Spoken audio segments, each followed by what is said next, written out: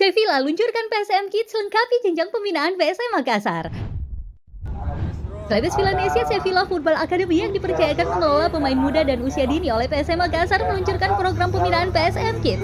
Peluncuran program PSM Kids dilaksanakan di lapangan PSM Bosowa Sport Center di sela pelaksanaan pertandingan antara EPA PSM melawan Bali United Minggu 12 April 2026 yang ditandai dengan pelepasan balon udara. PSM Kids akan menerima anak usia dini di bawah 10 tahun sampai 12 tahun baik putra maupun putri. Mereka akan dilatih oleh pelatih berlisensi dan diawasi oleh Direktur Teknik Elite Pro Academy PSM Makassar. Direktur Sevilla Sport Management Arif Rijal mengatakan batch pertama Sevilla hanya akan menerima sebanyak 10 anak usia di bawah 10 tahun dan 10 anak usia di bawah 12 tahun baik putra maupun putri. Sementara Komisaris PSM Makassar Andi Suruici mengatakan hadirnya PSM Kids menunjukkan arah tahapan pembinaan pemain yang dilakukan PSM sangat terstruktur mulai dari anak-anak PSM Kids, remaja PSM Suratin dan PSM EPA dan PSM Senior.